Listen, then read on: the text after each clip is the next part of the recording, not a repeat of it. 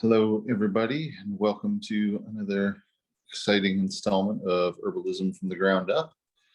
I'm going to be talking about making formulas today, so compounding and adding multiple things together to make a formula. And then I'm also going to talk about two herbs, but instead of doing what I've usually been doing and talking about the two herbs at the end, I'm going to try talking about them at the beginning of the class today and see how that goes. And then talk about the conceptual stuff of formulation afterwards. So the two herbs that I want to talk about are agrimony and flowering dogwood. Agrimony is a European herb, but you can often find it growing here in the US. It's all widely, it's often been cultivated as a medicinal herb. And flowering dogwood is a small tree that's native to the United States. It has some close relatives that grow in other places, but it's native to the US and Canada. And it's pretty familiar. Probably have seen it before. It blooms in the spring and has what look like big white flowers, but they're actually big white leaves surrounding a tiny cluster of little green flowers. Special modified leaf called a bract that surrounds the little cluster of flowers, and then those cluster of flowers turn into a cluster of little fruits, little red berries later on. So I'm going to talk about dogwood first, since it's probably the more familiar of the two. Like I said, it blooms in spring, so it blooms usually before all the overstory plants have leafed out, and it blooms before it really has leaves too. So, or its main leaves are not fully present when it starts blooming. There are a lot of different varieties of dogwood because it's cultivated as an ornamental. Sometimes you'll see ones that have pink flowers or some that bloom at different times. And these are traits that it's been selected for, that it's been cultivated for. But it's essentially the same plant as what grows wild in the woods. Not much difference between them, other than some cosmetic features. So the main part that's used medicinally is the bark, especially not the hard, crackly outer bark, but the soft green or white inner bark, green and white inner bark. The wood of dogwood is really hard, has a lot of uses for making small implements out of wood. It's not like, it doesn't get big enough to make into really lumber or usually even cabinetry, but things like handles or whittled items have been made out of it. It's a really nice wood for whittling, and it's traditionally used for whittling here in Kentucky for crafting because the texture of the wood is really smooth and close grained. And so if you scoop out a piece of it with a knife, it's almost like it's already polished when you cut through it, and it's got almost a plasticky, like a hard plastic feel to it. And it has a difference in color. The middle of it is a darker brown, and the outside of it is a very light brown or almost white. So anyway, it's an interesting wood. If you harvest a branch for the bark, you might do something else with the wood. The bark, though, is it's bitter and it's astringent. So it doesn't have a very pleasant taste, but it's also got some aromatic compounds in it that make it sort of, I guess you could say, a little bit spicy. But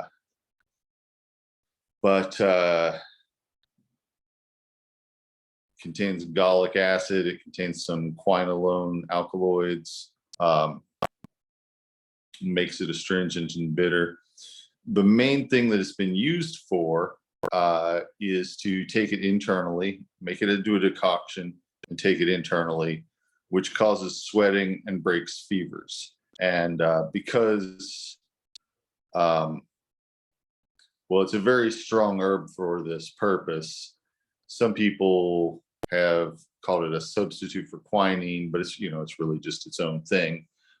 In some cases, it's actually more effective than quinine because it breaks fever, but it also produces more sweating, more of a diaphoretic effect. So it's going to make people sweat, which if their body is hot, feverish, that sweating is going to cool the fever. So dogwood used to be used a lot for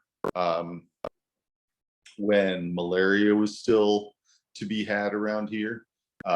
People would use it for that. And then there were some other things like typhus. We don't really get typhus anymore because, well, that's not true.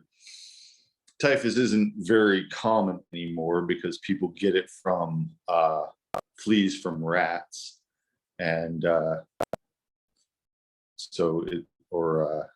maybe it's lice from rats, but people get it from parasites from rats. And that's not a living condition that most of us are having to deal with. There was a pretty significant outbreak of it in a homeless encampment in California a couple years ago. So, that sort of thing can still crop up. It's not like it's gone from the world or anything. It can still crop up if the living conditions get bad enough. Malaria went away from this part of the world for some reason, and nobody's entirely sure why. Something about the changing habitat when people started introducing other species from Europe over here. I don't know if the kind of mosquitoes just got out competed or if birds ate them or something like that. But for whatever reason, we don't really get malaria in this part of the world anymore, except people do bring it home sometimes. Some go get infected with it somewhere else and come back here. And I usually see something like that maybe every other year or so in my practice. So it's not something that crops up a lot, but worldwide malaria is one of the diseases that kills the most people.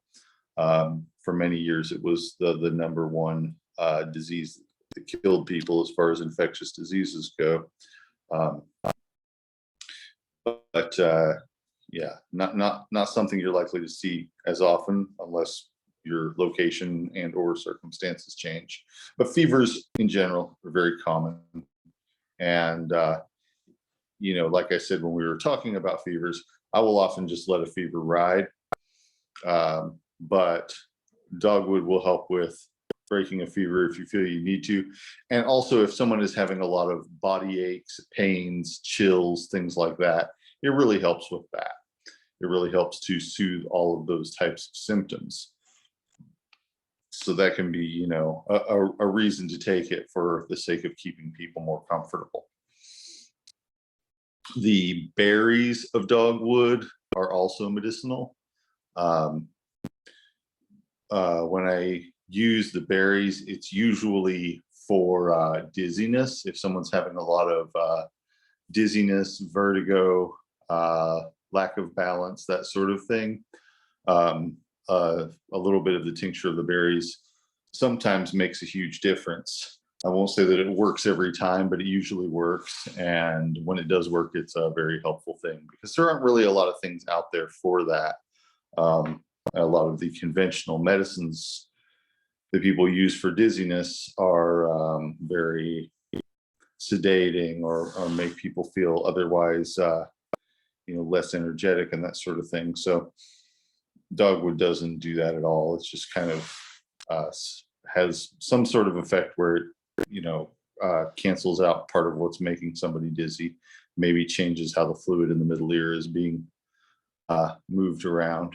I'm not entirely sure what the mechanism of action there is, but it's a traditional use, and it seems to work pretty well. With dogwood bark, some people say use the root bark, but you don't actually have to use the root bark if you want to use the bark from a branch. It's not as thick. There's not as much bark on a branch. So that's, maybe a reason why somebody would use the root. But to me, the roots are a lot harder to get to because they're underground and you don't just have to cut them, you have to dig them out. whereas a branch you can just cut off and peel. And if you peel it in the spring before the leaves come out, but while it's in flower, then the bark will peel off really easily. It'll just kind of slide right off because the sap is running through it at that time. If you peel it in the middle of summer, if you try to peel it in the middle of summer or later in the year, it can just, it is like the sap is not running and the bark does not come off easily. And you have to scrape it off a tiny little bit at a time. Whereas during the spring, you can pretty much peel it off with your hands, almost like peeling a banana once you get it started. It'll just come off in long strips. So gathering it at the right time is really important. It's going to be not only easier to harvest, but because the juices are flowing through it, it's going to have more of the vital substances in it that make it do what it does. And usually with dogwood, it does well with being pruned. So I usually don't harvest whole trees. I usually harvest a few branches from a few different trees. It's not a plant that is typically, like, it's not a very ecologically sensitive plant the way that some other plants are. It's common and it's versatile as far as where it will grow. But you know, I mean, still try not to over harvest it. But it's not something where as great of care has to be taken to avoid that situation, because it does grow from seeds pretty easily, and it's, you know, a pretty common small tree in our woods. But especially if you have one growing that's in a place where you like to look at it, you don't want to cut a whole bunch of it down. You know, just take a little bit from one tree and maybe a little bit from some other tree. And if you're just working with a family or a small group of people, you know, one branch or two branches is probably all you're going to need for the year. It's not something that you would be using on a daily basis typically, and it's not something that you know, that you necessarily need a lot of when you do take it. When I'm giving people dogwood, I will usually either give them like a half teacup at a time of tea, or which is made, like I said, as a decoction made by simmering the bark for several minutes. Or if I make it into a tincture, just like a spoonful of the tincture. And either of those doses is usually something you have to take a few times, maybe a couple times a day while you were sick. And then, you know, you don't really need it for more than a few days usually. So, you know, depending on what the person's individual situation was like, they might use several doses of it, but typically not a whole lot of it. So it's not a plant that you usually have to harvest a whole lot of. Oh. Hang on just a second. I need to get a cord to plug myself in. I'll be right back.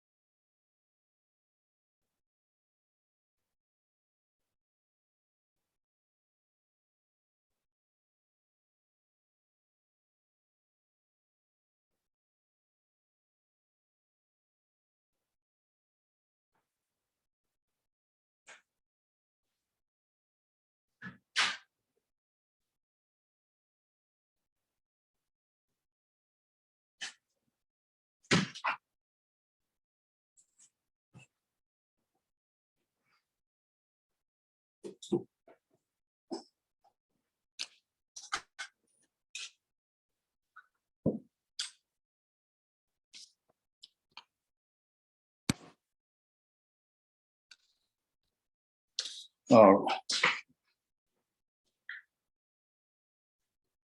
So the second herb that I want to talk about is Agremonia or agrimony. Whoa, just a second.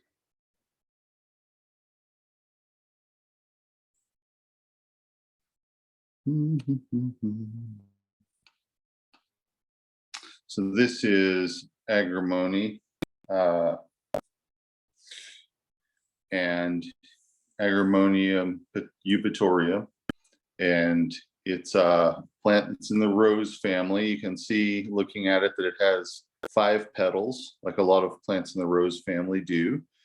And the leaf shape is what I really want you to notice and why I brought this.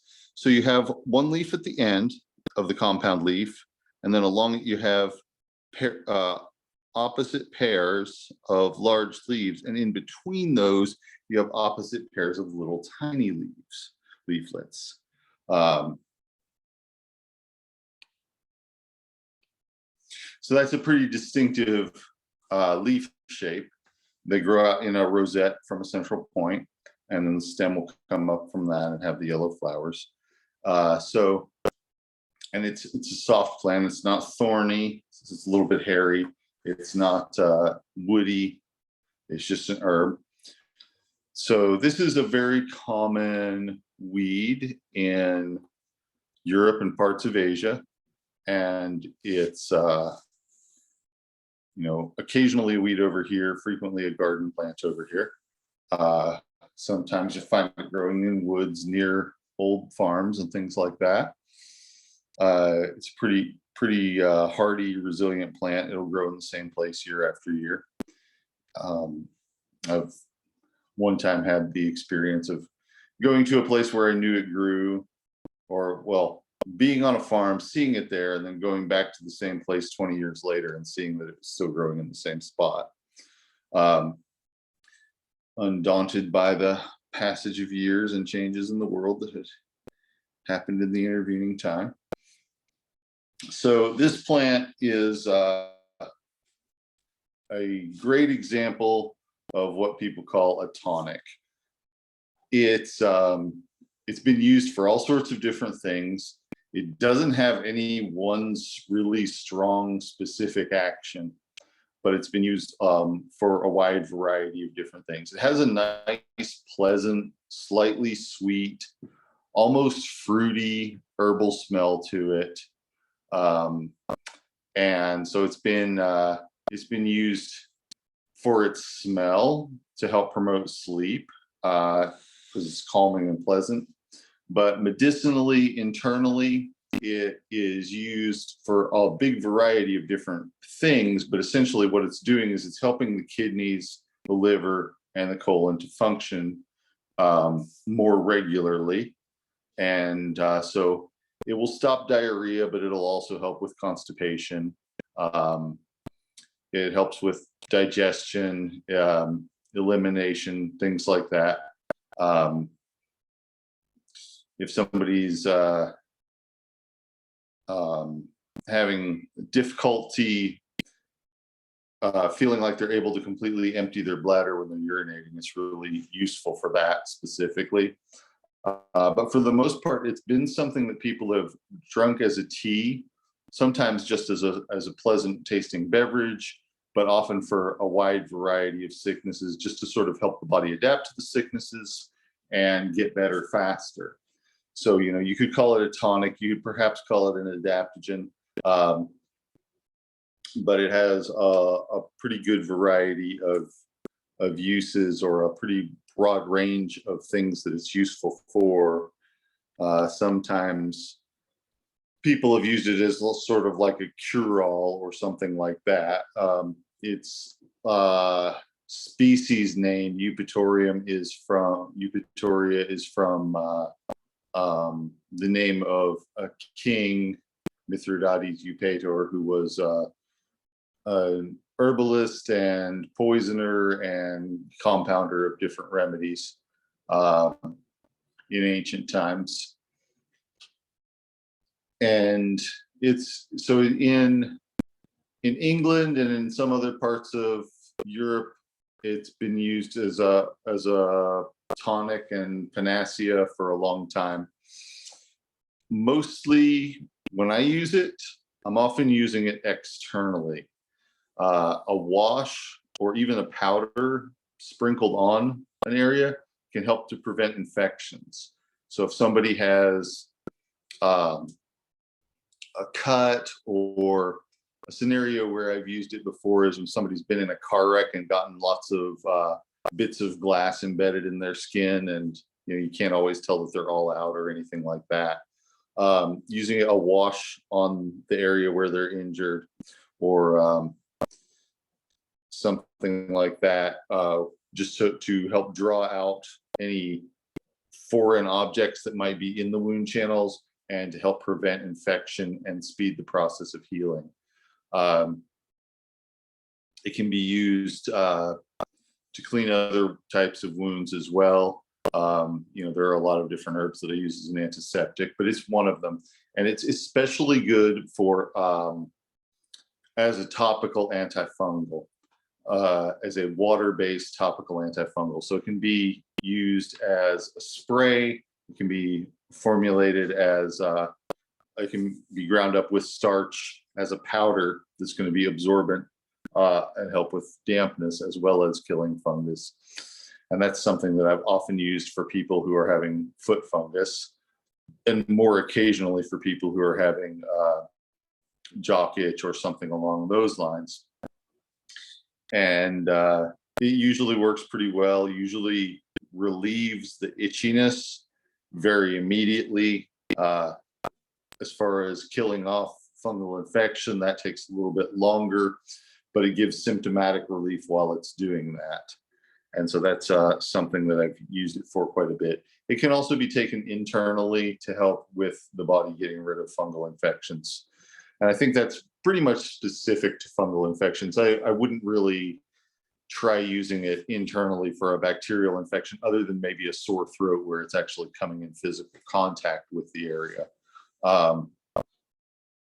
But it's a pleasant antiseptic and antifungal type herb. Oh, sorry, Danielle. This is agrimony. Agrimony is the herb I'm talking about right now. And yeah, like you said, it's a member of the rose family. And it's a very easy thing to grow. If you want to grow it in your own garden or something like that, it will often just kind of keep growing where you planted it. You don't necessarily have to replant it every year or anything.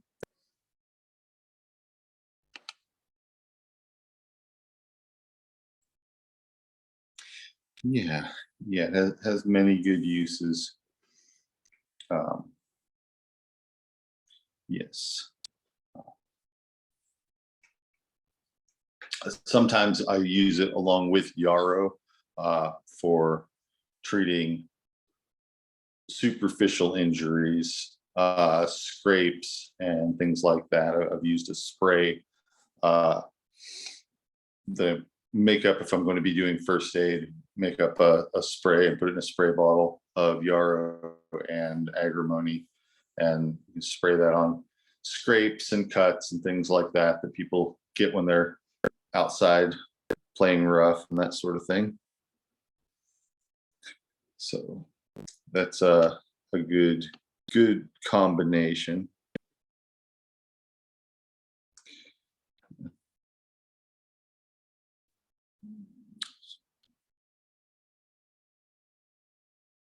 All right.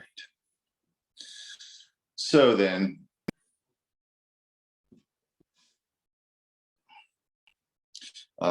having said all that, I want to talk about formulation of herbs. And I'm going to be talking about this in the context of blending tea, blending herbal tea.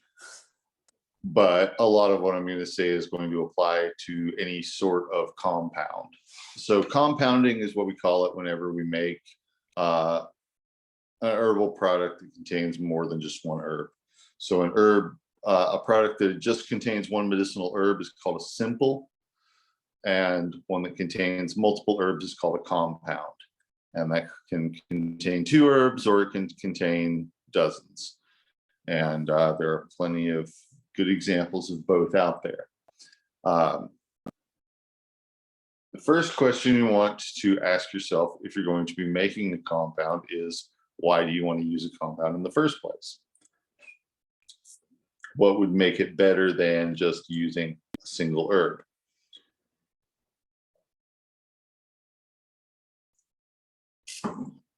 And there are a couple possible answers to that. It's not always better to use a compound. Sometimes a single herb is, well, for one thing, less work on your part. For another thing, less likely to result in a situation where you don't have one of the herbs to make it. And it's more tractable, because if it doesn't agree with somebody, you know which herb it was that didn't agree with them. Whereas with compound, if somebody has a bad reaction to it, you're like, oh, was it this or was it this? And you don't really know. So those are some of the virtues of simpling, of using simples. But as far as compounds go, there can be reasons to do that. And one reason might be that you're using an herb that you don't have a lot of, and you want to, instead of just using just that, you want to mix it with some other things that you have more of, that are more readily available.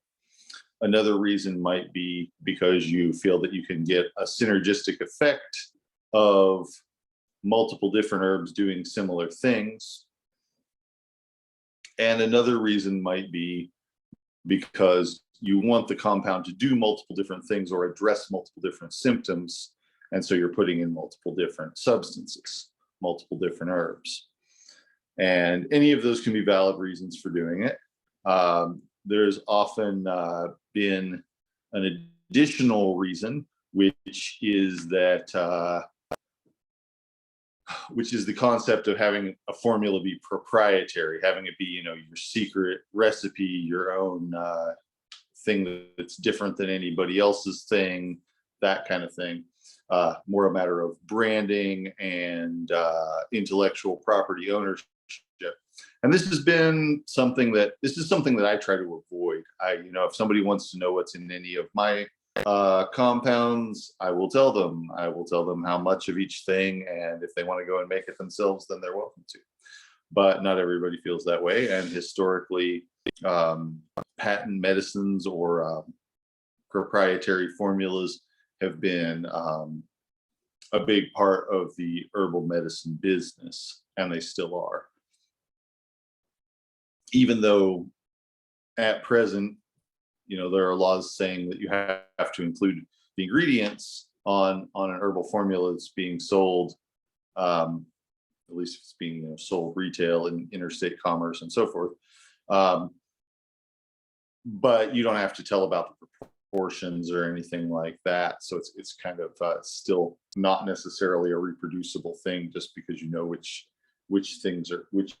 ingredients are in it.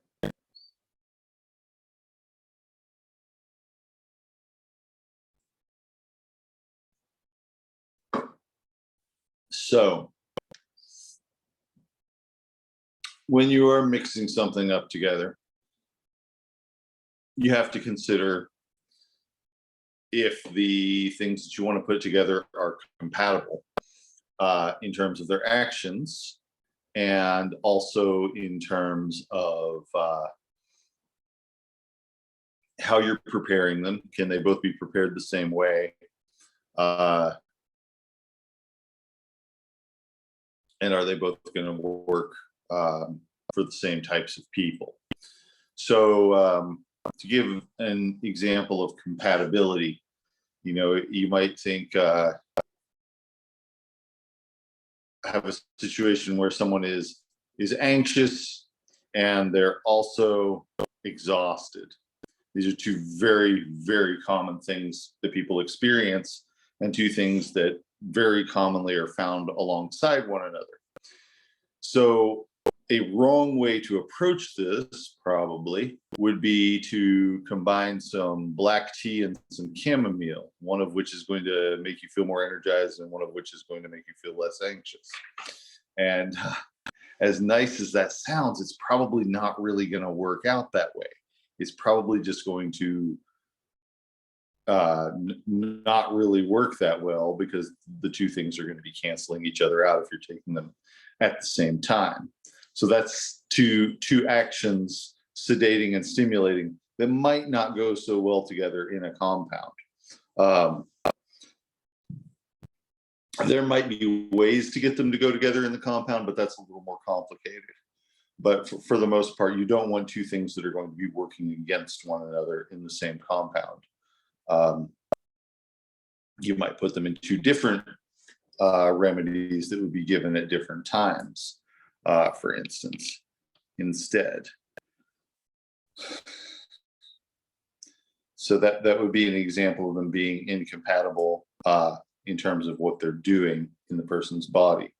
Another example of incompatibility would be if they're prepared differently. And this is something that you can usually work around. But for instance,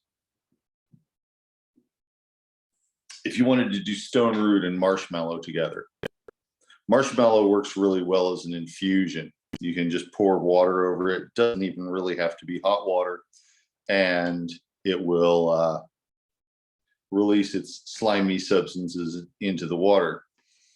Stone root, both of these herbs are great herbs for sore throats.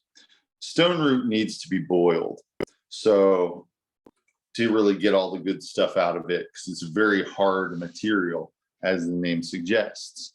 So if you just pour hot water over the stone root and the marshmallow, you're going to get the stuff from the marshmallow, but not much of the stuff from the stone root. If you make a decoction and boil both of them together, you're going to destroy a lot of the mucilaginous stuff in the marshmallow, and you might end up with a foamy mess also, because the bubbles are not going to break the way they would with just something that was not slippery and slimy the way marshmallow is. So that might not work so well either. And it might make more sense to make the tea of the stone root and then use that to make the infusion of the marshmallow.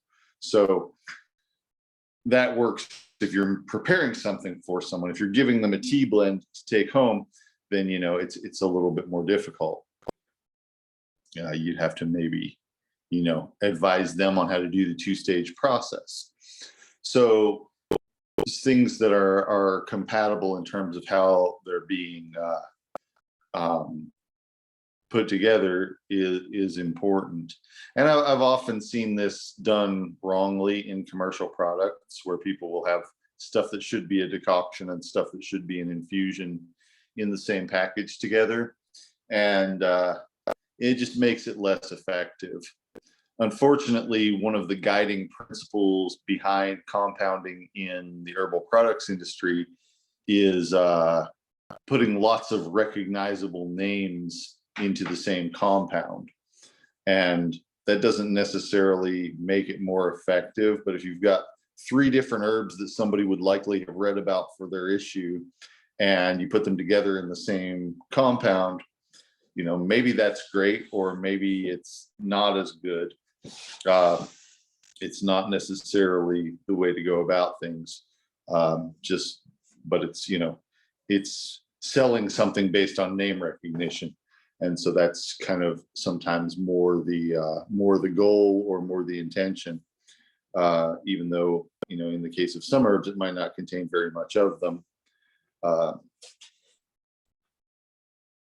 And in other cases, the things might not all be good for the same person. And that's kind of figuring out which herbs will work well for which person is a more advanced thing, and something that involves a lot of guesswork, even if you're really experienced. Even if you're really there's no one right way to sort that out. But obviously some people are going to respond better to some remedies than others.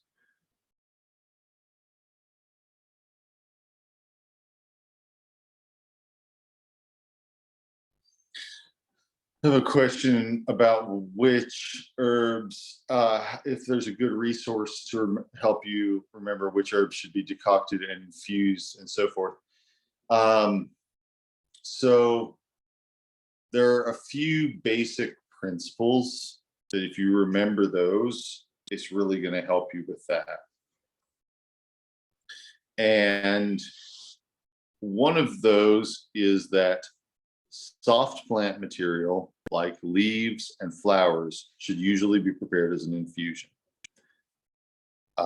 There are exceptions to everything, but if you do it that way all the time, you'll be right very nearly all the time. So flowers and leaves, you usually want to make an infusion out of rather than a decoction.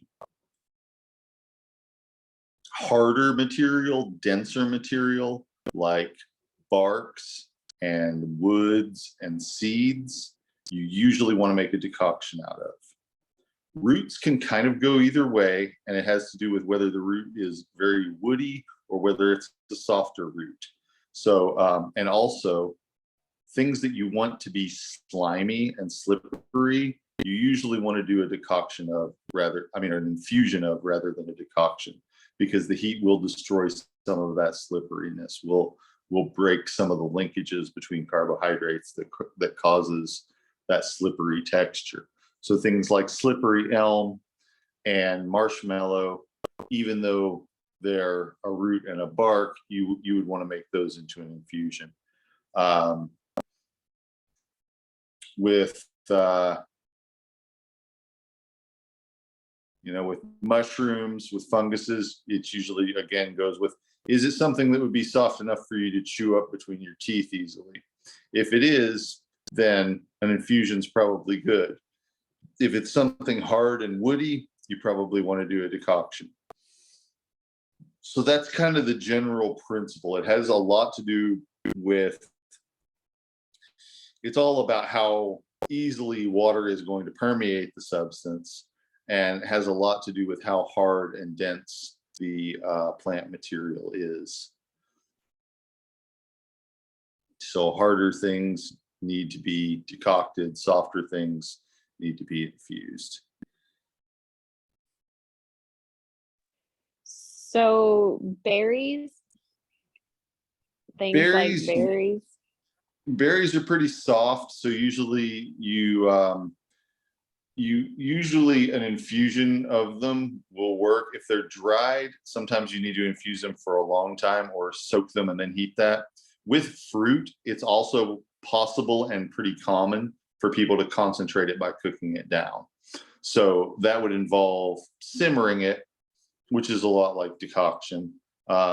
But you could do that after you've made the infusion too. You wouldn't have to do it to get the stuff out of the fruit. You could do it like if you're working with elderberries, for instance. You could just pour hot water over them and let them soak until they're soft, and then mash them up. And everything that's in them is going to be in this liquid mashed up stuff.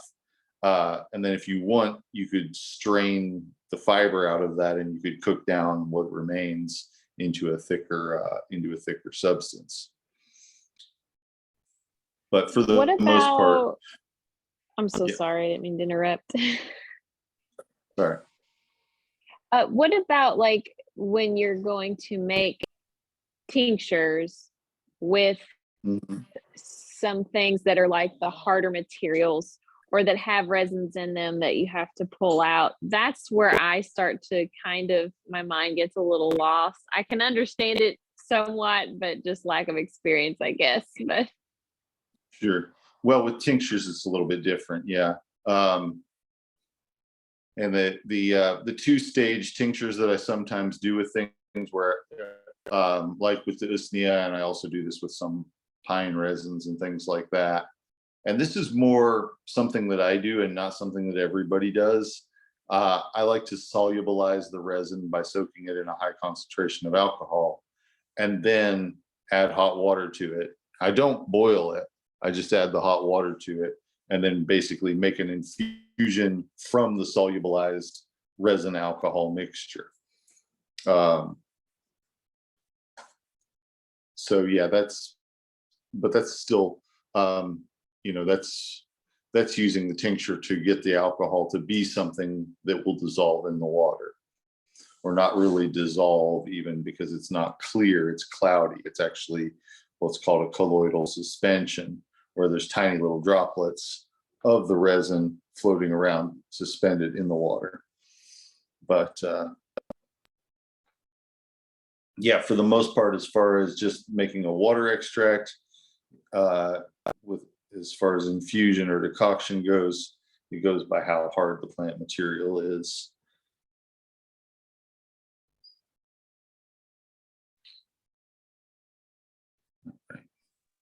Thank you for explaining that. Yeah.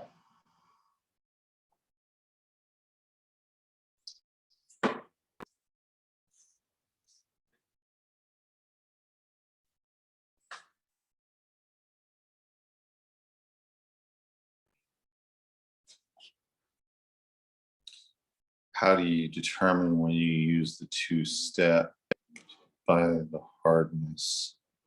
So the two-step process is for making a tincture, and it's not really, it's kind of a separate thing than the question of whether you would use an infusion or a decoction.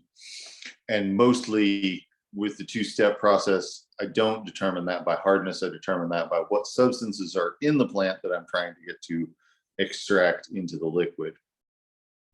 And you just kind of have to know that. You just kind of have to be familiar with what is in the plant that you're trying to get out of it.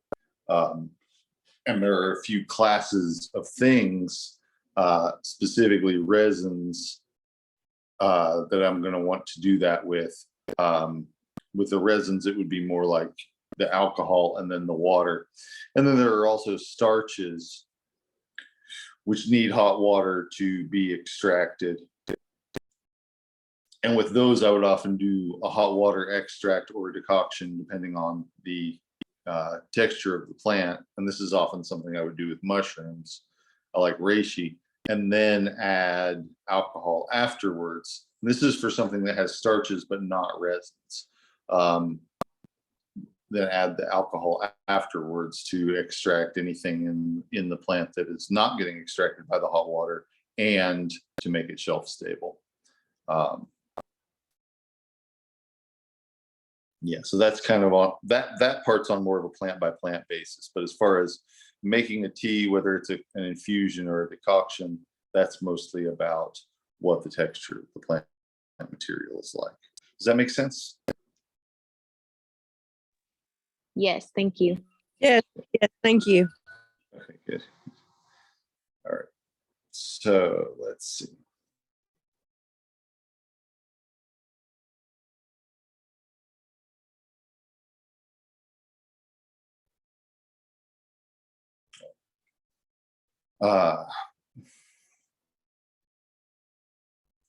So when I am combining herbs together, I want them all to work harmoniously with one another. I want them all to be contributing to some overall goal. So when I am going to formulate something, I try to come up with a strategy of what I want this formula to do. And then I try to put everything that I put into the formula based on that strategy. So that strategy is about supporting a structure and function, structure and or function. So I might say, for instance, I might have a situation where someone is having decreased kidney function, and they're frequently having stones as a result of their kidneys not functioning so well. And so I might do a number of different herbs together to try and support the kidneys, and both to break up stones and to increase the output of the kidneys, for instance. So that would be an example of a structure, the kidneys, and a function, which is the throughput of water and breaking up of stones, that I'm trying to accomplish. And then I'm going to start putting things into the formula based on that strategy, that plan for what I want it to do. So one thing that I could do would be just to grab everything that I know of that's diuretic or that's used for stones and put it all together a little bit of this and a little bit of that, and hope that something in there somewhere works. I call this kind of approach a shotgun remedy, because it's just kind of like a blast of a lot of little things, a lot of little projectiles that might hit the target. It's not the worst thing in the world, but it's probably not as good as just using one really solid herb that you know to be helpful in this type of situation. And the goal of making a formula is usually to try and give something that's going to be better than a single herb. So how we get there is by putting together things that work synergistically with each other, that make each other work better. And in my own practice of doing so, I've come up with a way of thinking of it that's sort of based on chess pieces. So you would have one or two herbs that would be like the king or queen, that would be herbs that you could use alone for this situation. So for instance, in the situation that I just described with kidney function and stones, I might use this herb here, sumac, which is made from the berries of sumac. And that's going to increase, it's going to kind of stimulate the lining of, or the, stimulate the tissue of the kidneys and cause them to flush themselves with a lot of water because of some of the acids that are in it. It's going to be a diuretic, and it's going to change the chemistry inside the kidneys in a way that might help to break up some stones. And of course, the water flowing through might help to expel them. Another herb that I might use alone or as the kind of king or queen herb for the combination would be this reindeer moss.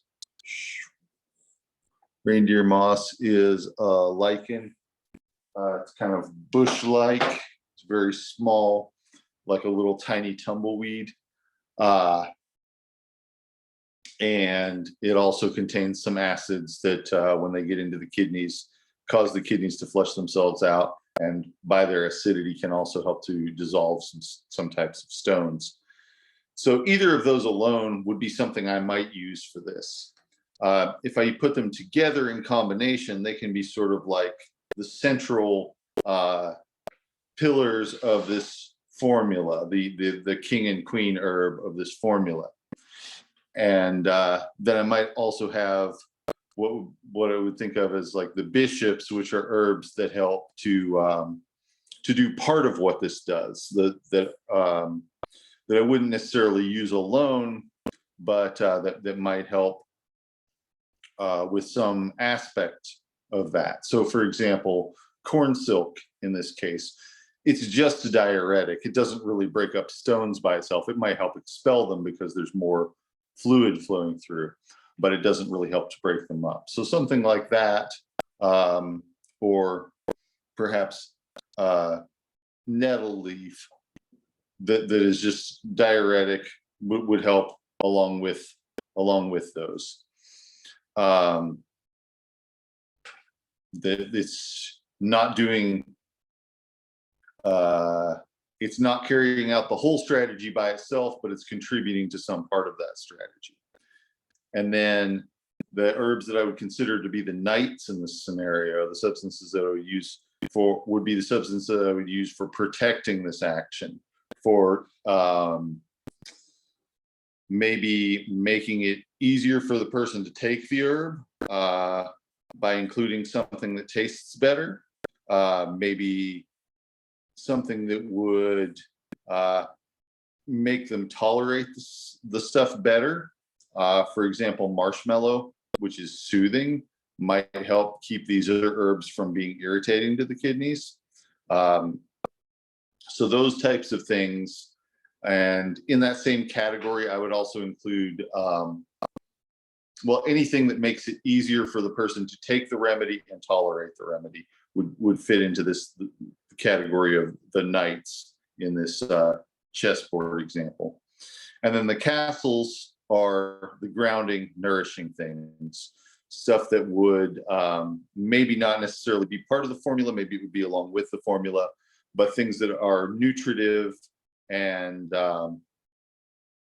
beneficial to the overall strategy, whatever that would be. Which with the kidneys, that would mostly be a matter of making sure that the person is getting enough potassium, magnesium, things like that. So mineral-rich herbs that would electrolyte-rich herbs that would keep that would basically provide nutrients that are necessary to this process. It might also include herbs that were antioxidants, which are sort of a different type of nutrient that is possibly also germane to this process. So those are just some different categories that I think of herbs that carry out the entire function of what you're trying to do, herbs that carry out some part of that function of what you're trying to do, excipients and balancing herbs that make things easier to take and easier to tolerate, and then nutritive herbs that contribute to the mission in question. And if you kind of remember that set of things, you can make some pretty good formulas. You can make some formulas that have some pretty good effects and good synergies for people to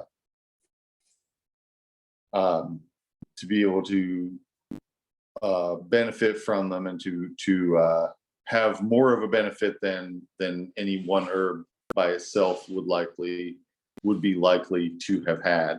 And not every formula is going to contain all of those different roles. Some of them are only going to contain one or two. Some of them are going to contain several. I want to give a couple examples of some herbs that I often give together, and talk about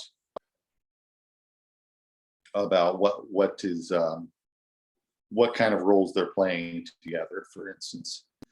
So another formula that I would often use, a very simple formula that I often use together, is hawthorn and chamomile. Hawthorn and chamomile are both very well tolerated calming herbs. I tend to think of chamomile as working on the nerves and hawthorn as working on the heart. It is working with the nerves as well, but it's working on a different channel of how energy is conducted in the nerves compared to what the chamomile is doing. So both of these herbs are calming. Chamomile makes people less nervous. Hawthorn tends to make people feel a little more uplifted, or a little more of a sense of well-being, less of a sense of impending doom sometimes. So both of those together are in a nervous person, in a very anxious person, you might use either one by itself. You'd be more likely to use the chamomile by itself. But it's like one is calming and one is soothing. So those are just two herbs that go together that are both carrying out fairly similar, broadly similar functions that are working together on the nervous system and the cardiovascular system to try and help calm the body down. Another formula that I often use together would be skullcap and motherwort and skullcap. Same principle. The motherwort is working more specifically on the heart, but it is calming overall. Skullcap is specifically working on the nerves to calm the system down. And you could use either one on its own. This is more like calming somebody to the point where they're going to be able to sleep more easily. So they're both kind of like, you could think of those as kind of king and queen herbs together, or, you know, which one's the king and which one's the queen, I don't know. But they're about the same. They're fairly equivalent to one another, but they contain different substances. So using them together might get a bigger reaction than either one alone. Yeah, I think that it is a lovely tea to use together, the hawthorn and chamomile. Especially if you're using the leaf and flower of the hawthorn and the chamomile, or the flower of the chamomile. It makes a really nice, pleasant tea. The skullcap and motherwort, it's a little more bitter, a little more medicinal, but you know, also pretty strong.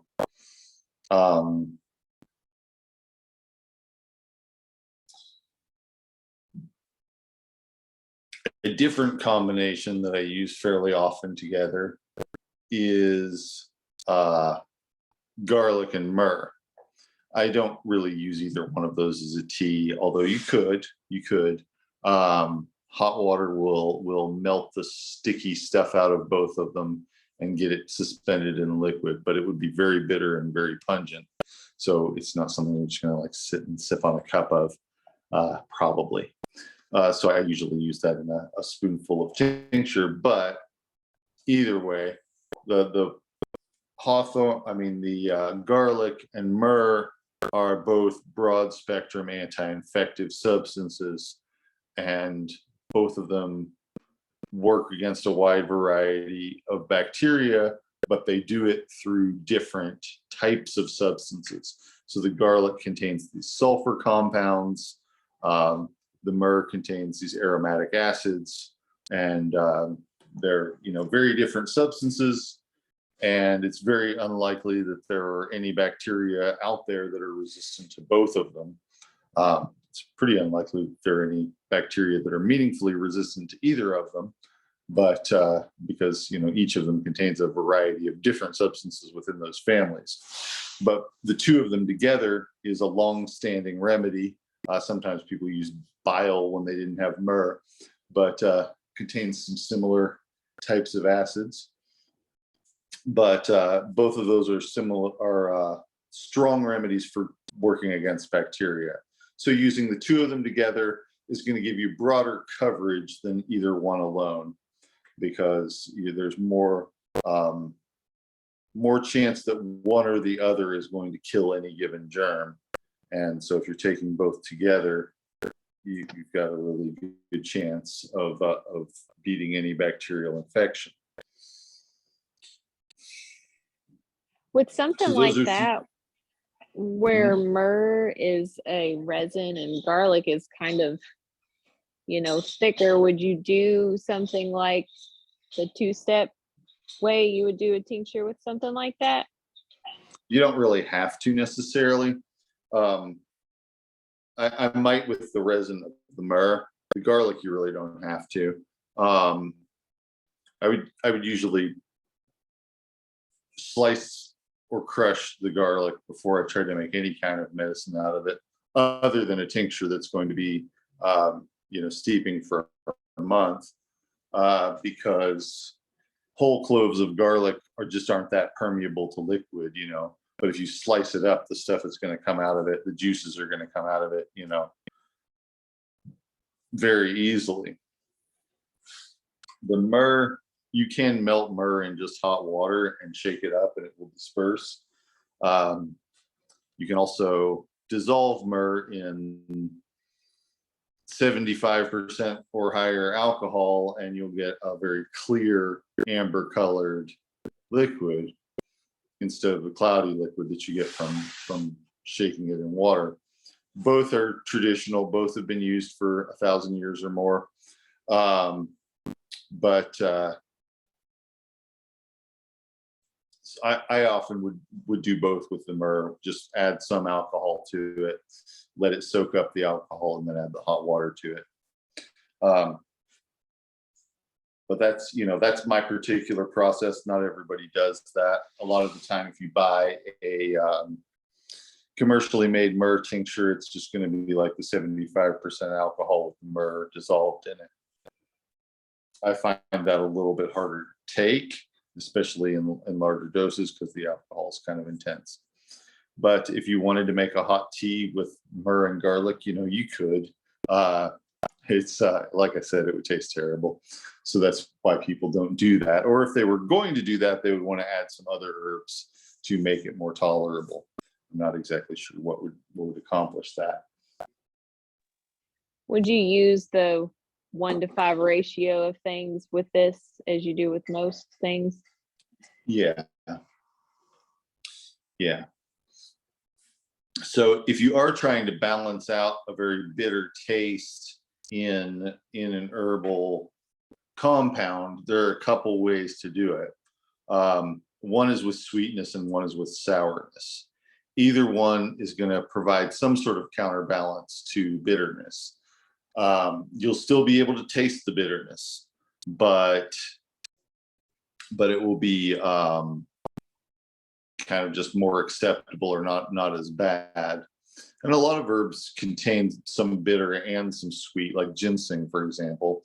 It's bitter and slightly sweet, all on its own.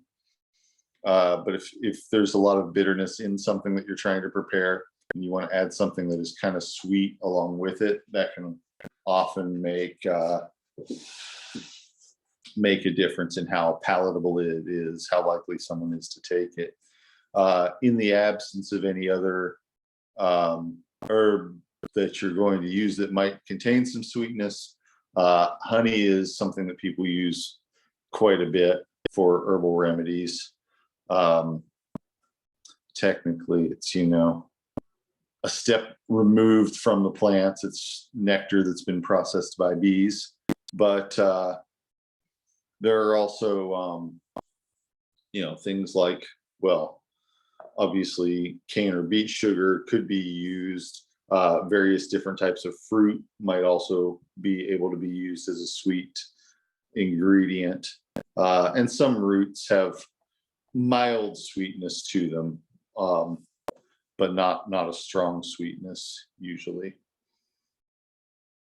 Sour things will often come in the form of either leaves or fruits that can be used to balance out bitter things. I like berries pretty well as sweet and sour medicinal ingredients. I've used elderberry a lot, obviously. I talk about it pretty often. Mulberry is another thing that I usually gather mulberries and sort of smash them and cook them down and strain them into a sort of molasses that I use for various different medicinal purposes. But that is something that I also use in formulas if I want them to be sweet. Don't really use corn syrup. There are a lot of medicines out there that do use corn syrup. And if you look at remedies from, say, 100 years ago, a lot of them involved corn syrup. I kind of avoid it like the plague. I don't think that it's, I don't know, it's not a very natural substance. It's not really, corn doesn't really have a lot of syrup in it. They have to do something to the starches to make them into sugars and then make that into syrup. It's just kind of like a weird processed thing. Well, nutritionally, it's mostly just like not so different from other sugars. But molasses is something that I would use. The mulberry syrup, maple syrup is very traditionally used for medicine in the area where I originally came from, where I was born. I grew up in Eastern Kentucky, but I was born in Western New York State. And there is a native tribe there, the Seneca, and maple syrup is a big part of their medicine. Their food and medicine. It's a very important part of their material culture. And it's a good thing to sweeten medicines with.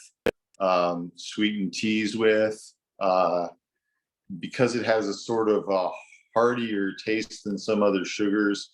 It will often kind of blend a little better with some more medicinal substances. So, just kind of taste more natural or more harmonious along with some other substances, along with some other medicines. Whereas, sugar might just taste like, I don't know, like putting sugar in soup. It doesn't really go.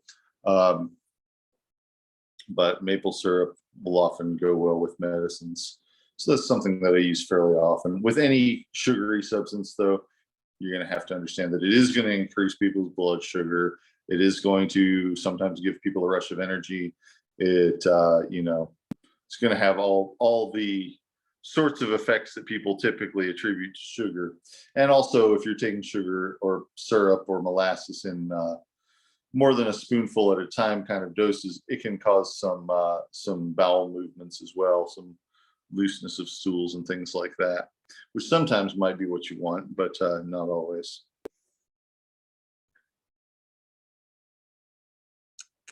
Yeah, I'm not sure how garlic and myrrh infused honey would taste. It might be interesting.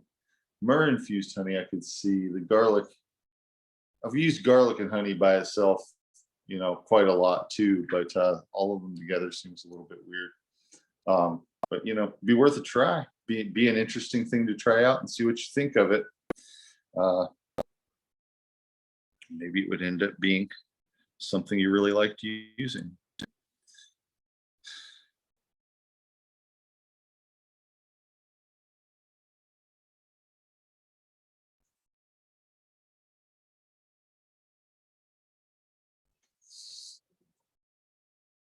To give an example of a slightly more complicated compound, one that I use sometimes is garlic, cayenne, and lobelia.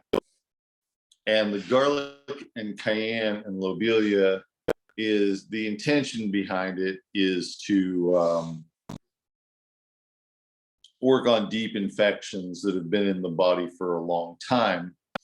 I especially use it for people with Lyme disease. I got this remedy from someone named Thompson, who was a famous physician in the early 1800s or so, or 1700s, late 1700s, early 1800s, I think. But he promoted a sort of alternative form of medicine that involved a lot of sweating and some herbs, including lobelia and cayenne especially. But the garlic, cayenne, and lobelia is something I use a lot for people with Lyme and other tick-borne infections. And the idea here is that the garlic has a really broad spectrum of antimicrobial activity. The lobelia is a little more specifically targeted towards the ones that cause Lyme and some other things. It works better than garlic on some types of microbes. And then the cayenne is just there to get things where they need to go. So in that formula, I would say that the garlic is sort of the king herb. It's both spicy and antibacterial.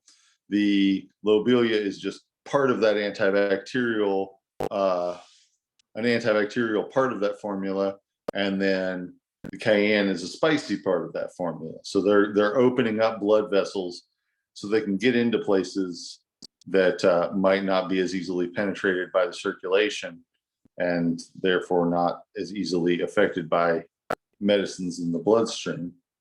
And the garlic's doing both parts of that. Cayenne's doing one of the parts, and the lobelia is doing one of the parts. So in that case, you've got one king herb and two bishop herbs, you might say. Two herbs that are doing part of the process, one herb that's doing both parts of the process.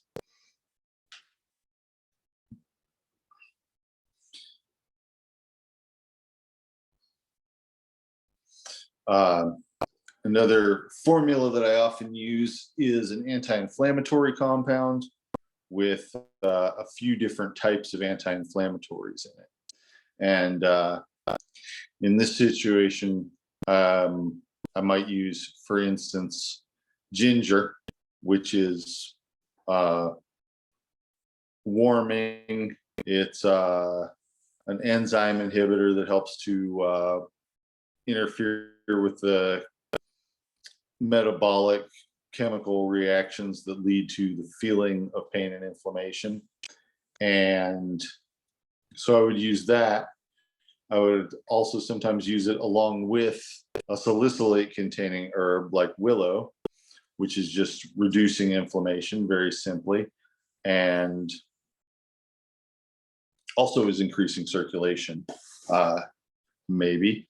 And then sometimes, not always, but sometimes I would combine that with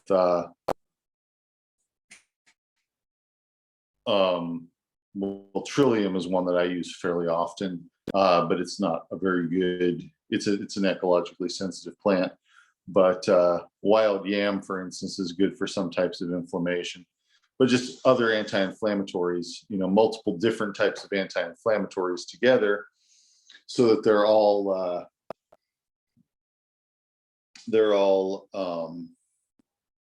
interacting with different parts of the process of producing inflammation. So those are some examples of different ways that the herbs can work together in formulas that I frequently use here in the clinic.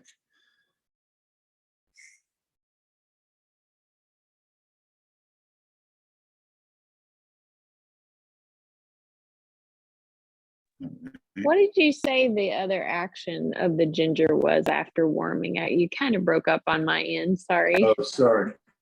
The other action is that it is an enzyme inhibitor that interferes with the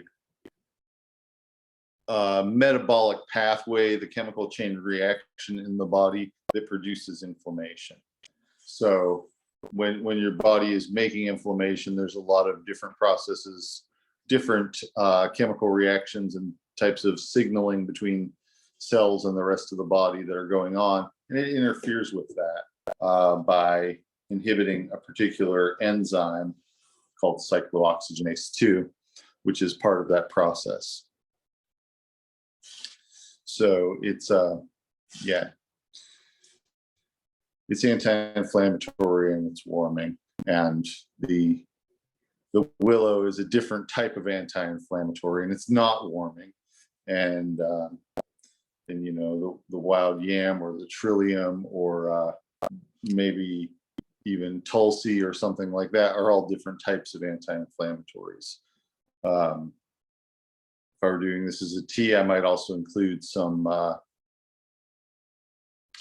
something that would be rich in antioxidants, like green tea, or like perhaps even elderberry or something like that, that would contain some of the purple antioxidant compounds. And these things are not strong anti-inflammatories.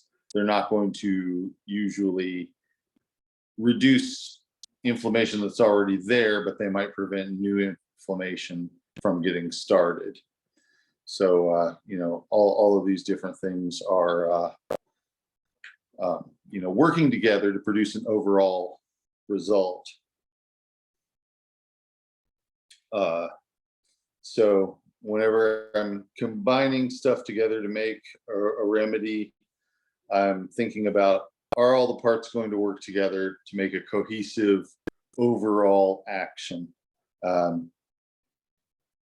that's the reason for making a formula, essentially. If you don't have that, you might as well just use, pick your favorite herb for that particular situation and use that by itself, which, a lot of the time that's the better thing to do.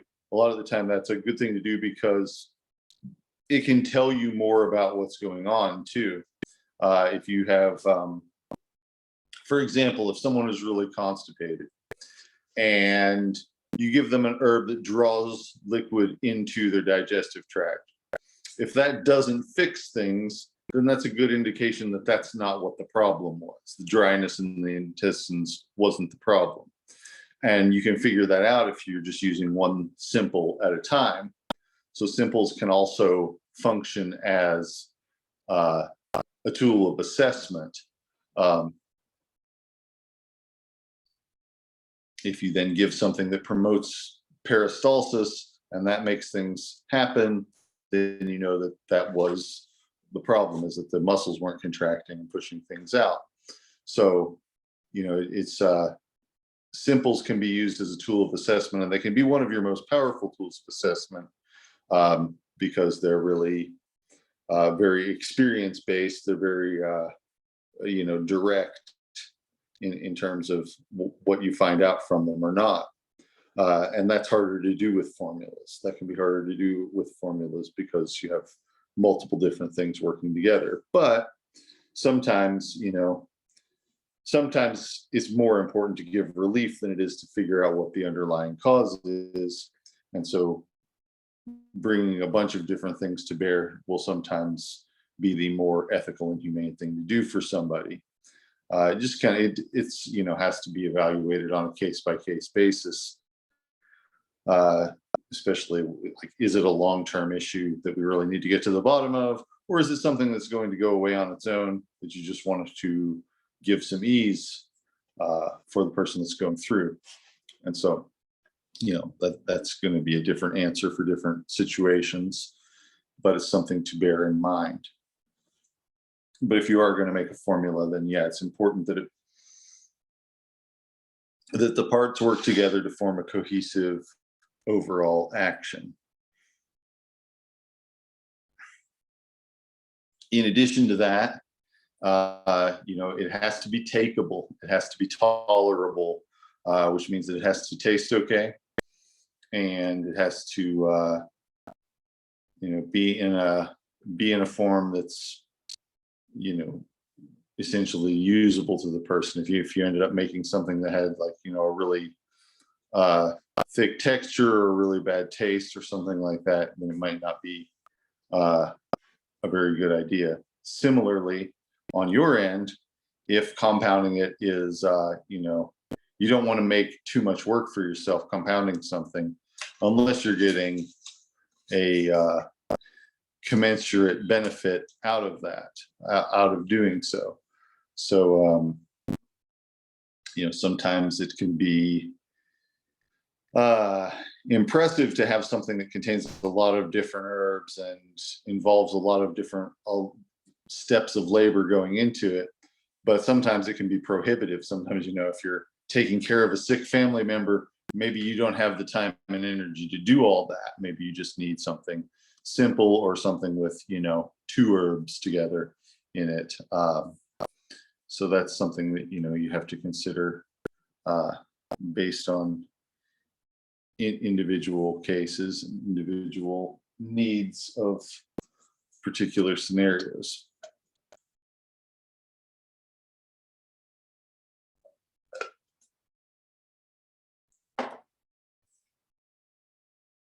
Most of the time, if I'm making a formula, I will have something like 3 things in it.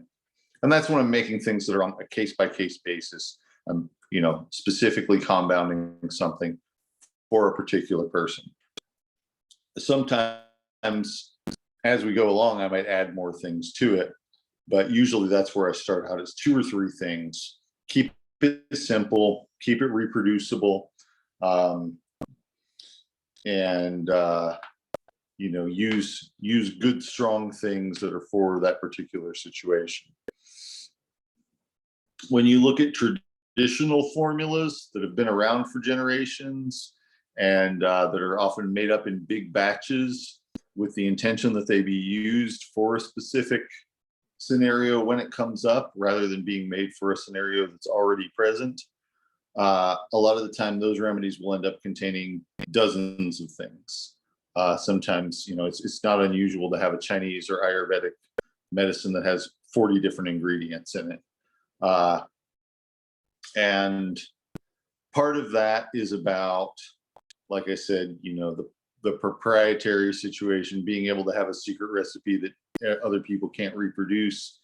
And part of it is just about fine tuning things over the course of time that are for a particular situation. So for instance, you might have, say, a formula that's particularly intended for supporting the digestive system.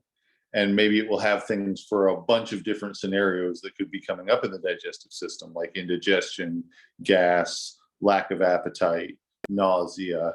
You know, it might have a little bit of something for each of those things in there, and that would result in a lot of different herbs being already present. And then in addition to that, you might have, you know, some minor changes that are made over time or over generations, where people are like, oh, why don't we use, instead of this particular herb, why don't we use this other herb? And sometimes that might be something more exotic, or sometimes, you know, if the original thing isn't as available anymore, sometimes it might become something more locally available, more abundant. So every place has remedies like that. When I've looked at remedies that my family has used over the generations and things like that, which I don't have a lot of recipes like that, but there are a few that I've been able to find. Some of them had a lot of weird stuff in it, you know, things like ivory. That's not really even, you know, I don't know that there's really much of a way to, I mean, yeah, how do you make medicine out of that? It's very hard substance, but it's there maybe because it's fancy, you know, but also a variety of different herbs put together. And, you know, people were trying to make their mark. They were trying to find their own unique thing. And they were also trying to, you know, include as many different herbs that they thought might be good for producing whatever outcome the strategy was for. But then there are also some that are quite simple. Like there's one that my great grandmother used, is just basically elderberries and sugar made into a sort of paste. And that's, you know, something I can definitely relate to, even though I don't really use the sugar part myself so much anymore. I do make elderberry syrup, which is somewhat sugary, but not. This had like a pound of elderberries and 5 pounds of sugar, so it's just kind of like, wow, that's a lot of sugar. But you know, people have gone partly by what was available to them, what was abundant in their material culture, and what was, you know, available to them that might have been unique or might have been different from what anybody else had to offer.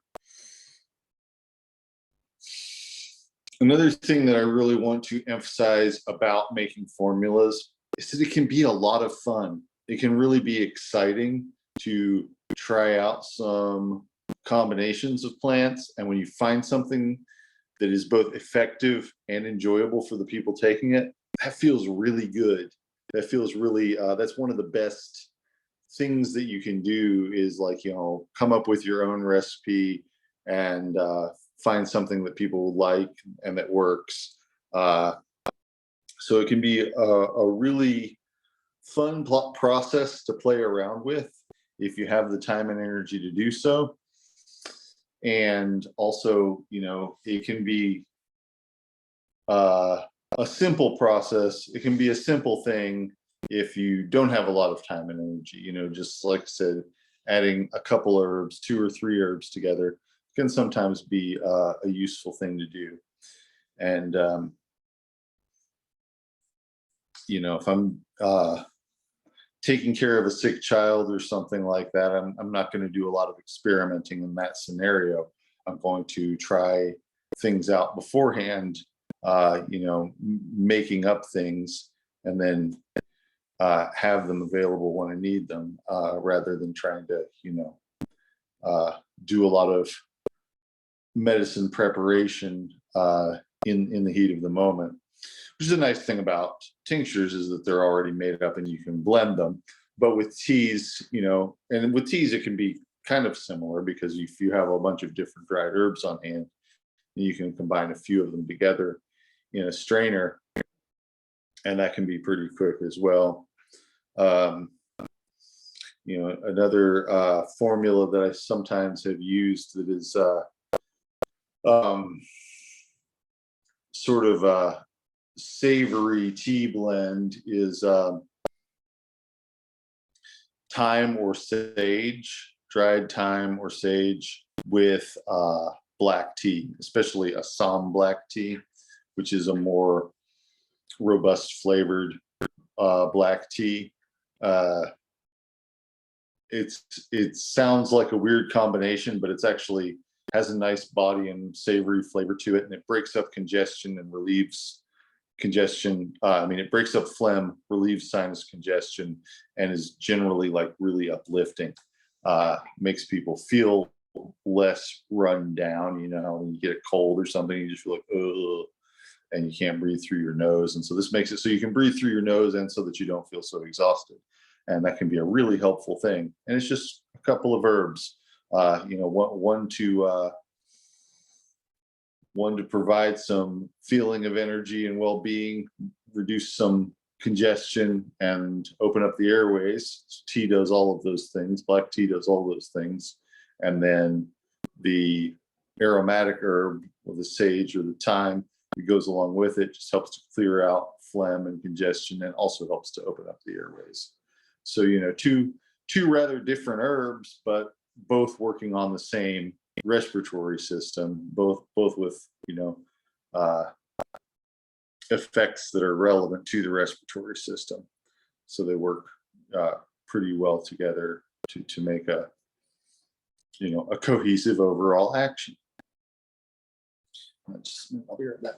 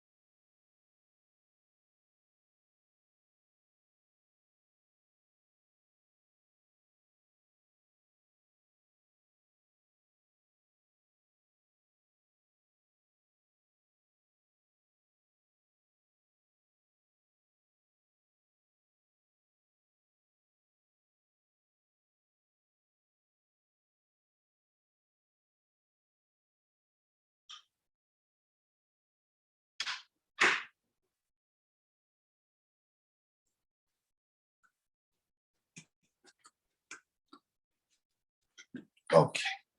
So for me, when I have the intention of making compounds or being able to make compounds, I usually keep the component parts separate until I'm ready to combine them and use them. So if I'm going to, unless I usually use them together. So if I'm going to have something like what I just described, I'm not going to keep those two herbs blended together in my kitchen normally. I might, if I was going to give it to someone else, to have on hand, but in my own kitchen, I'm usually going to keep those two things separate. And if I'm going to make it, I'll just have the tea strainer, put a teaspoon of one and then a teaspoon of the other, and then pour the water over. That way you have, because you can't unblend them, if you decide not to use them together, then you can, always use them separately up until you've blended them, in which point, you really can't unblend them, at least not without a ridiculous amount of effort. So that's usually how I would keep things. And that's how I keep things here in the apothecary. I very seldom mix things together in a stock jar. Although some people do. Some people will make things like fire cider, where they're putting together some ginger and some garlic and some apple cider vinegar and stuff like that all in one jar and letting that sit, letting that macerate together. And that can be a fine thing to do just for the sake of convenience. I usually don't do it that way. there are some things that I frequently use together. Like if, for example, there was a period of time where I was giving one of my kids lavender and chamomile tea every night before bed to help with sleep. And so I was keeping them blended. I was keeping them in blended form so that it was already ready, because I was continually using them together, and had reason to believe that I would go through whatever quantity I already had mixed up.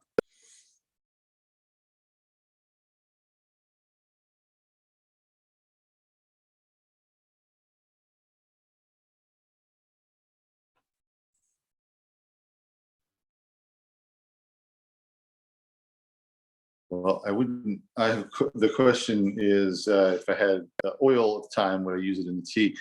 I don't know that oil would mix in with tea very well. Usually it doesn't. I mean, usually water and oil don't mix together so well. I just like using the herb by itself because besides the oil that's in sage or thyme, which is like the most aromatic part of it, there are a lot of other substances that are not the aromatic oils, that are in there that add some complexity and some effectiveness to it. If it were an oil that would disperse in water with some stirring or mixing or whatever, then I suppose if it was something you felt sure was safe, then you could. I don't usually use aromatic oils in teas like that, though. So you put it on the tea leaves, that might work, but it might just separate once you added the water. I'm not really sure how that would go. If you try it, let me know. Yeah, I like just using the whole leaf because it's it's readily available, and it's got some acids and some other things that wouldn't be part of an oil, but that would be potentially contributing to its medicinal properties. So yeah, if I know that I'm going to be using something together, I might go ahead and blend it. But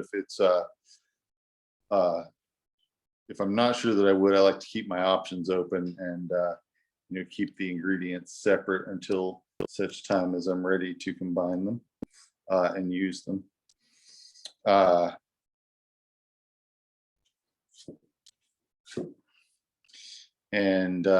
Like I said, in addition to, if you want to make a more complicated formula, in addition to having a couple of herbs that do the main thing and parts of the main thing, it can be good to have some nutritive herbs and some herbs that help balance out the effects.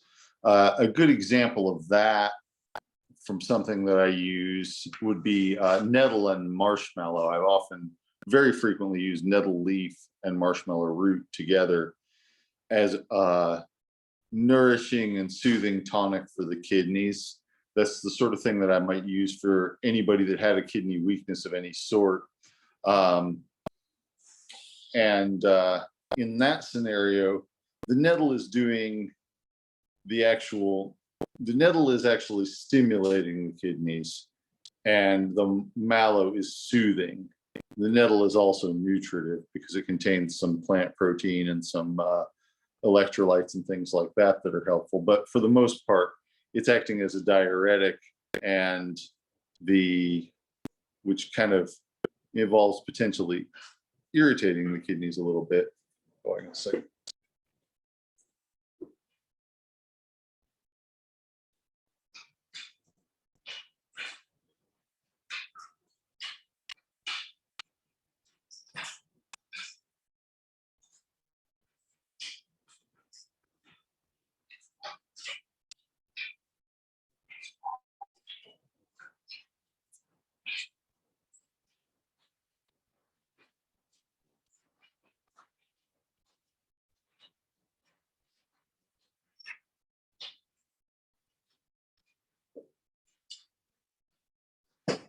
We're having dime-sized hail with thunder and lightning all of a sudden. Wasn't expecting that. Sure makes a racket. Hope it does not destroy my car. Wow. So that's some weather. Yeah, just heard something going on and I was like, oh, what is that? And then looked out and yikes, yikes, yikes. And that's Yeah, it says thunderstorm.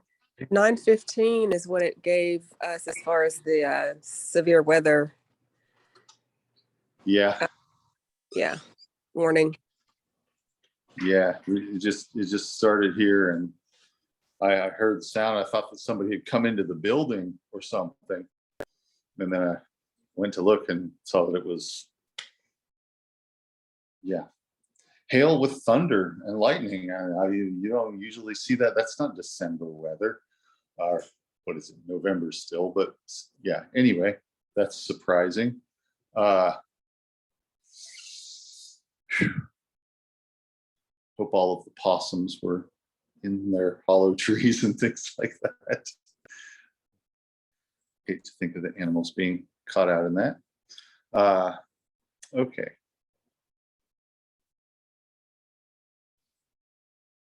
Would nettle root work for this? No, nettle root is pretty different from nettle leaf. I usually, if I'm using nettle root, I usually make an oil out of nettle root and I use it as support for the endocrine system, for the glands. You can make a water extract out of it too, and it gets some of the same stuff out of it, some saponins. But the leaf I use as a diuretic, and it just kind of stimulates, kind of slightly irritates the insides of the kidneys and makes them process more fluid, makes them flush themselves out more. And so it's not a super harsh diuretic, but it's slightly harsh.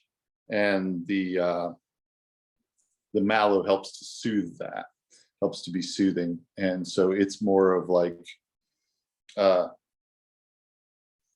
more of a protective role. So it's a knight, and the nettle is the king in that scenario. Nettle seeds also would work. Nettle seeds are also nourishing and somewhat soothing. So they would be doing a little bit of both of those things if you included nettle seeds.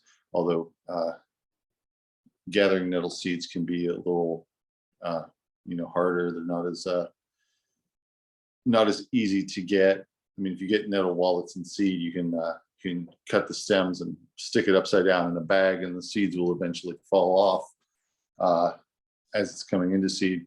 If you pick it, but nettle is a plant that it's easy to get a lot of, relatively easy to get a lot of if what you want is the leaves,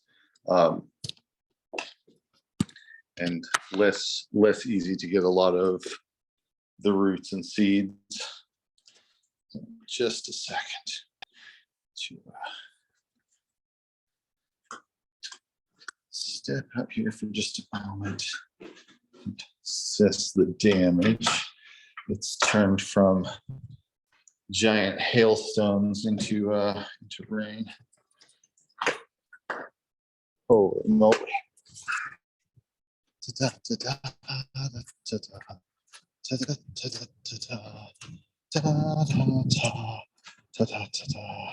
Okay. Just kind of looking around to see if it broke any windows or anything like that. Doesn't seem to have. I thought that it actually might have broken the front windows of the clinic waiting room, but it doesn't seem like it did. So now it's just raining, which is more like normal weather. I'm used to rain. I'm not used to hailstorms. Okay, sorry for the distraction.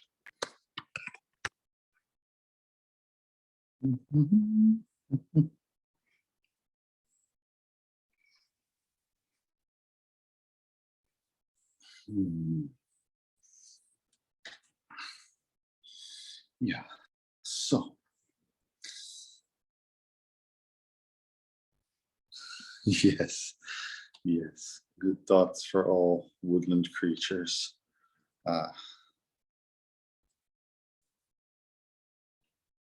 speaking of which, I don't know if all of you, if any of you follow me on, I know some of you do follow me on Instagram, but I posted a little video with a possum inside of a tree a few weeks ago. And as of today, it's gotten 100,000 views, which is far, far more than any of the actual more serious stuff that I've spent a lot of time creating. So it's by far my most popular post ever, which is a little frustrating. I like the possum video, but you know, I wish that when I talked about medicine that 100,000 people watched it, which has not been the case so far. You know, a few thousand people, but not 100,000 people. So that's been an interesting thing to see.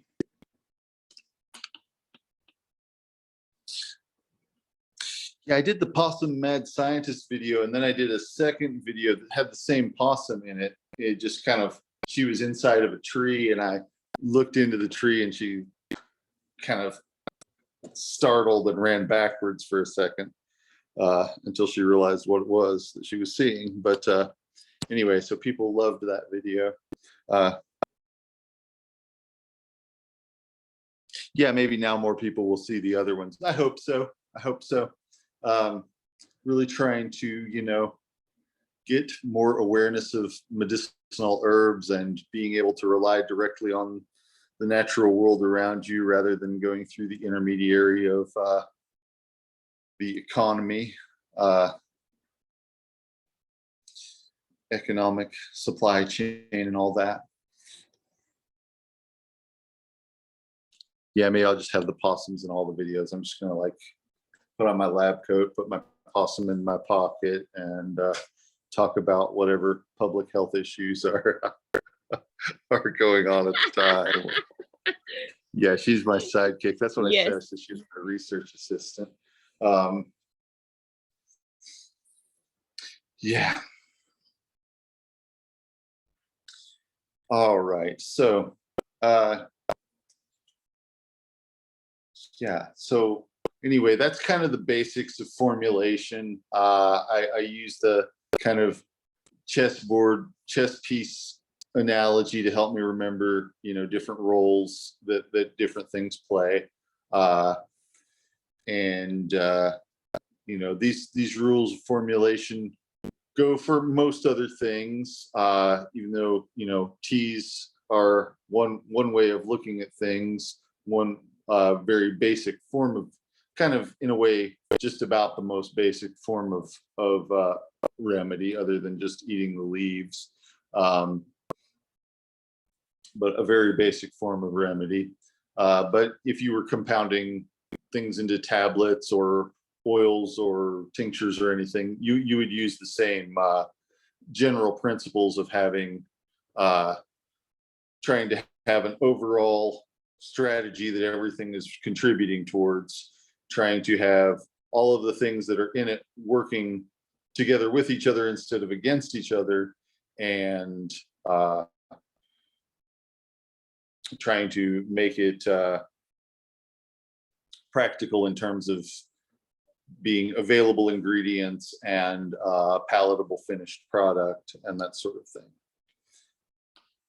So anybody have any questions about any of that?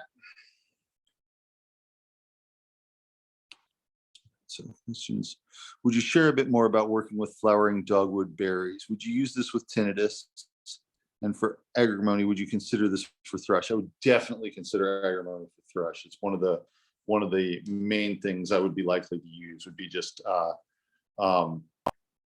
wash made of agrimony. Because it's a pleasant tasting tea, it's usually going to be something that's tolerable for someone to swish their mouth out with, or if they're, you know, little and can't understand the instructions of swishing their mouth out with it, you can put it on a clean piece of cloth and just swab their mouth out with it.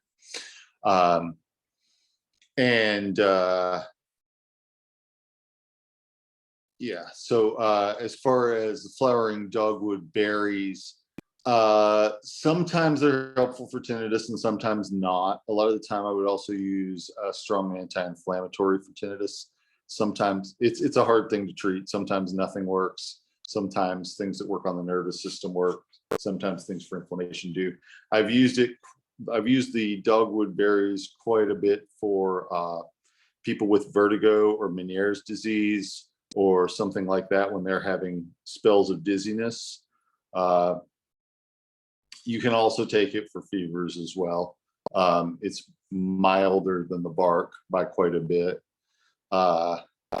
So it's something that can be used that way. It does produce a little bit of sweating.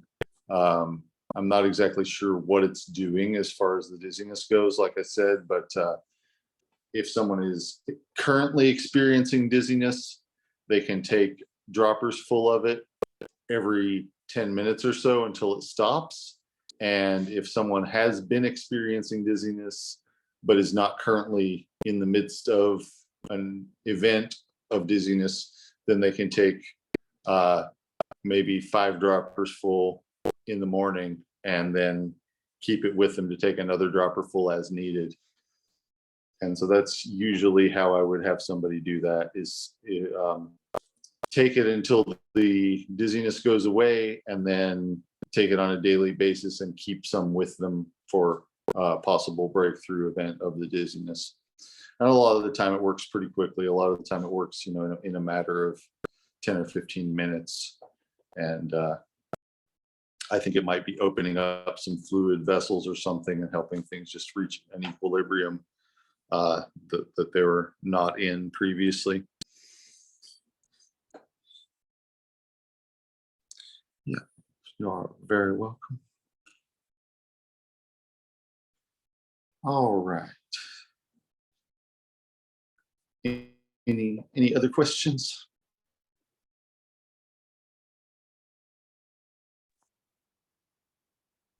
All right, well, thank you all for joining me today, and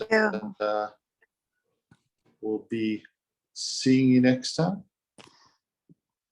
Good night. Thank you. Thank you Thanks. very much.